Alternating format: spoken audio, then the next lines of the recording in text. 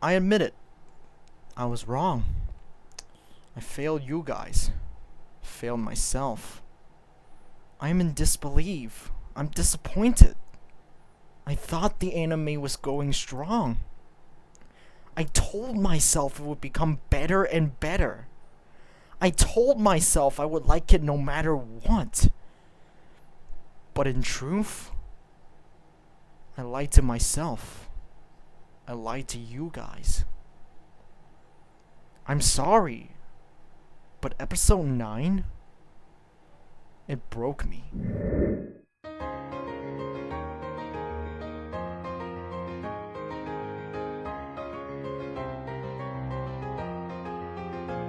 I don't know. I really don't know. I can't tell you why I disliked this episode. Is it because of the stupid pacing? We jump from an incredibly fast-paced fight scene with Kimiko and Charlotte and Seed, and then immediately get to see Kimiko trying to resuscitate Siesta, whose heart just stopped beating. Then it reveals that Siesta can just do that apparently, okay? And then a really good moment between them again. Probably my favorite scene in this episode. And then hell appears and all hell, no pun intended, breaks loose. The fight is super unentertaining and slow. It has its strong moments. I love this little scene of Siesta and Kimiko after they broke out of Hell's curse, but that is probably the only thing making the fight seem watchable for me. And then of course Siesta gets knocked to the ground after pushing her assistant away from the monster, taking the blow for him. And then...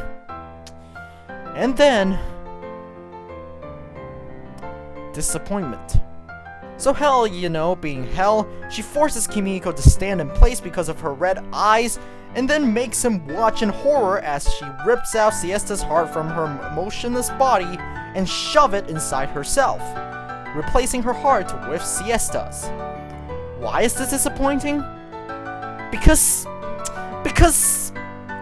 I can't tell you. I don't have a valid reason to justify myself hating this moment. Maybe it's the lack of music, the lack of blood, the lack in atmosphere that just doesn't bring out the feelings in me. I went into this episode fully expecting to cry my eyes out, but I didn't. All the episode did was anger me. Because this death scene is literally the title of the anime. It is the crux of the season. It is without a doubt the single most important event in this story, and it is done so terribly. But then, I found my answer from Volume 2 of the light novel. Quote from the book. Siesta. Red blood was flowing from the left chest of my partner, who was facing up. Ah. You... Please stay there for a while. Hell's red eyes flickered, and I stopped. I didn't even notice that I was about to hurry over to Siesta. I'm bleeding quite a bit. Hell stumbled towards Siesta. There was a gaping hole in Hell's left chest, and dark red liquid kept flowing out. Now then. Hell then reached her hand out towards the fallen Siesta. Don't touch Siesta! I wanted to charge towards Hell, but my body was unable to move, like it was petrified. In order to break the spell, I needed the one that I trust most next to me. But at this point, I no longer had that person. My heart's damaged. I need to replace it with a new one. Hell muttered. Don't! I'll give you my heart if you want. So anyone but Siesta. I said it before. No? Hell stopped for an instant and glanced at me. You shall one day become my partner. So do treasure your life, will you? And then, Hell narrowed her red eyes and stabbed into Siesta's bloodied left chest with her right hand. Stop! But my body couldn't move.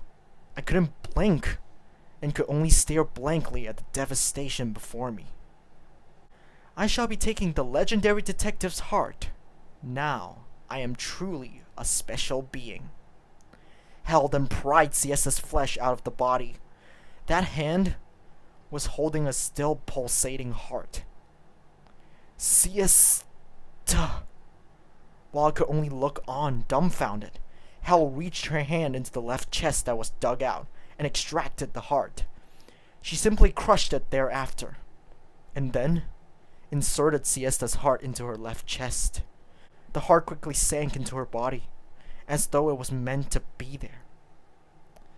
This alone, just this simple act alone, and Siesta's heart was seized by Hel. Siesta! I was on the verge of collapse, and hurried over to Siesta. Hel's mind control was removed, probably because her objective was completed. I scraped at the ground countless times, and quickly hurried to the corpse of my partner. Siesta! I knelt down and carried the bloody body. It's a petite, fragile body. This time, I didn't need to check her breathing to know that she had died. I closed her eyes with my hand and gently wiped the blood off her white face with my fingers.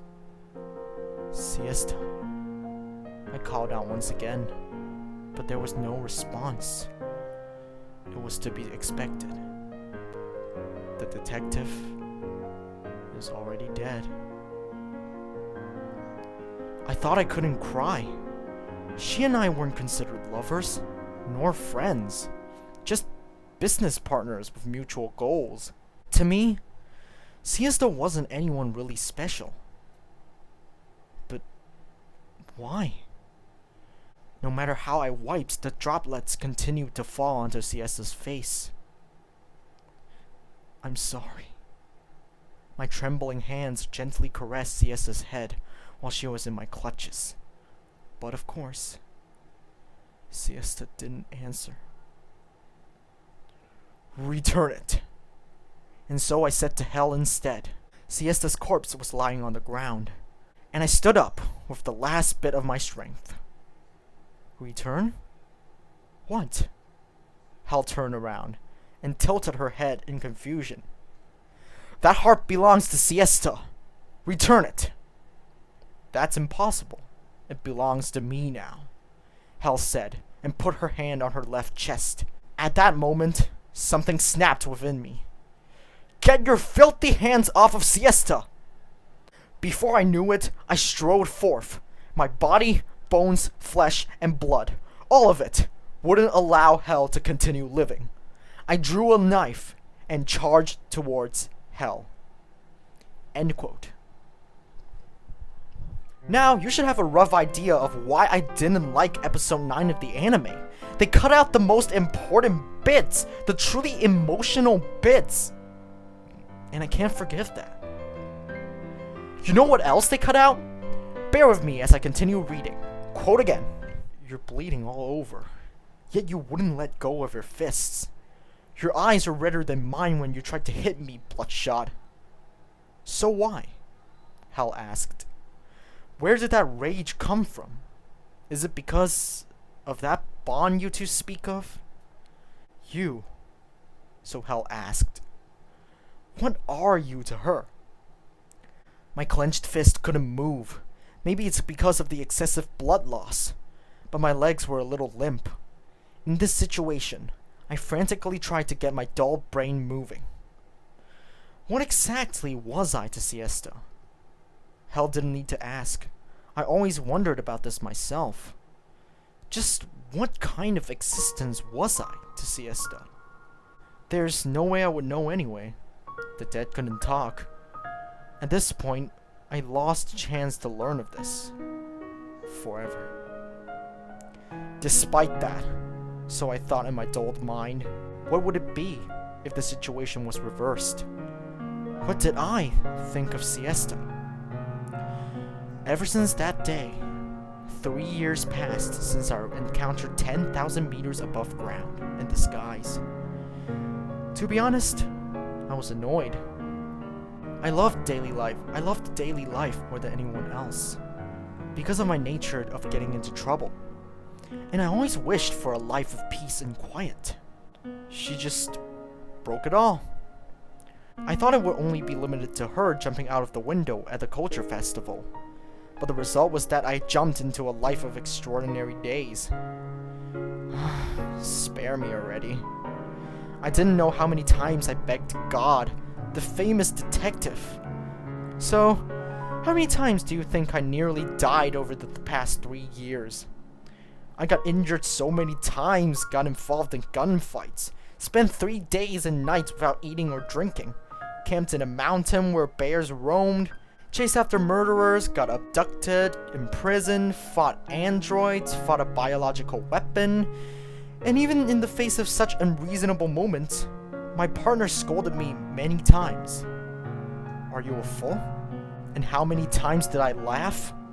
You know, that siesta might look so aloof, but she had a low threshold of laughter. It seems she didn't want me to see her innocent self, and she always turned her back on me whenever she wanted to laugh. And dozens of seconds later, she would turn her face back to say, "Are you a fool?" or something like that. I would laugh whenever I saw her like that, and stop before she got annoyed. She's unexpectedly childish. She could tease others, but she couldn't take teasing. She couldn't lie, and was bad at interacting with others. She lazes in bed in the morning, lazes in bed in the afternoon, and was a complete sleepyhead. A glutton. I ordered 2 cakes, but she would get angry whenever I wanted to choose first, and would eat both. It's like she would eat them happily, and when I gave her a dumbfounded, speechless smile, she would suddenly pick the strawberry with a fork and shove it in my mouth. That's the kind of person Siesta was. A famous detective who fights the world's enemy? Yeah, that's not the true characteristic of Siesta. Yeah, I just chose to hang out with Siesta, just because I found her interesting. It's true that over the past 3 years I suffered hardships, pain, and bitterness. But in these 1,000 irrational moments, I laughed 10,000 times. I laughed together with Siesta. You ask what my relationship with Siesta is? What did I think of Siesta? I already knew that, right from the beginning. Strength returned to my entire body. Or maybe it was some stupid power in an emergency. My bones clattered, my muscles shook, and my blood boiled. There wasn't anything to be bothered by. I didn't care that I had to wreck my body. None of it mattered at this point, as long as I could get revenge for Siesta. The brainwashing broke. I saw hell widen her red eyes. And so I raised this bloodied left fist and roared my thoughts that could no longer reach my partner. Of course she is the most important person to me in this world. I clenched my fist, charged towards hell, and caught sight of her face. But inches from that. I'm grateful for your love confession, but do you intend to hit the face of the one you love? I heard a somewhat familiar, sarcastic jab. End quote. This one quote from the book gave us more information about Siesta's personality than the 7 episodes that featured Siesta in the anime. Heck, quote again. Was it just me? Siesta appeared to be crying. She shouldn't be able to cry. These 2 sentences alone, it gives us more of an idea of what Siesta's personality is than the entire anime. Every character moment, every scene, every interaction, none of it competes to the light novel. Faithful adaptation my ass! Allow me to quote one final time. I'm sorry. I know you can't hear me. I'm sorry that I ended up dying first. But I have to say this no matter what. Actually, there's another reason why I came up with such a reckless strategy. That was when you held the celebration over my recovery back in London. You still remember? Back then, Alicia said she wanted to attend school. I was prepared to fulfill this wish. It's not difficult to defeat the enemy. It's easy to kill. But she, Alicia, she said that. She wanted to live. She wanted to attend school. That's why I bet my life to reclaim victory after defeat. So that once Alicia awakes in this body again, she can attend school. Yes, why did I decide to go this far? It's because it's the detective's job to protect the interest of the requester. I answered the question that assistant will ask the moment he wakes up. I also made a fake wish to you, but please don't get angry. To be precise, once I defeated Hell, the threat of Spes will be nullified for now. And once Alicia is fine, she'll be living in a distant country. This is the wish I made to you to get you to act. Otherwise, you would have recklessly taken on Spes alone. That is why I have to prepare everything. It may be for a short while, but I hope you will return to your daily life, to the ordinary, stable, peaceful daily life that you yearn for.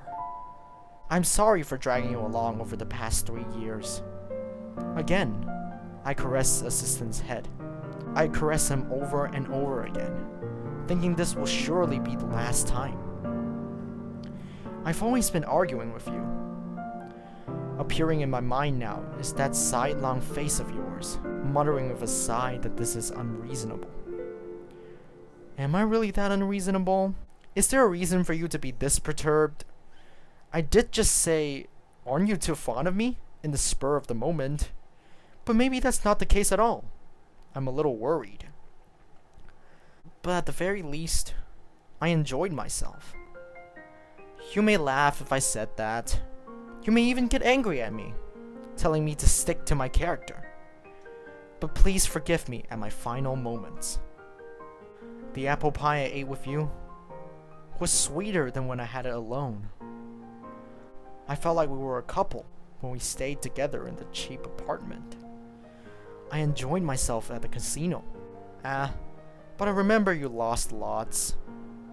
Speaking of which, you probably peeked at the photos of me in the wedding dress a few times, didn't you? The time when we had alcohol was the first and last. My God.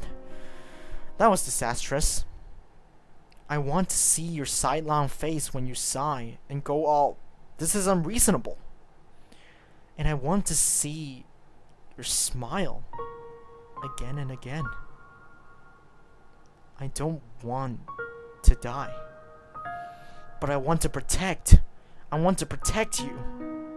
After all, this is my mission as the legendary detective. An existence to protect the interest of the requester. We promised back then, didn't we? I'll protect you. I'll stand up and protect you. Even though your nature caused you to get into instants in trouble. So please, sleep soundly as you are now. Sink into your dreams with that slightly adorable face of yours. It's fine. One day, someone shall wake you up from your sleep, and that person shall embrace you in my stead. I lost the chance to hand over. I'm sorry.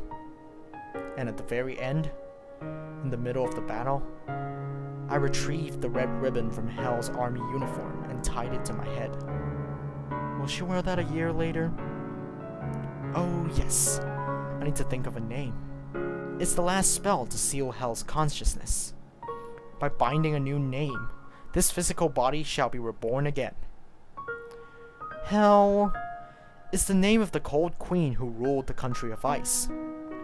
In that case, I should choose a new name, a warm one that can melt the hearts of man. A name befitting Alicia's smiling face that resembles the dazzling summer sun. Say, assistant. Finally, I called out to him. Remember the name of the person who shall wake you up from your sleep. Nagisa. Natsunagi Nagisa. End quote. And with that, I snapped.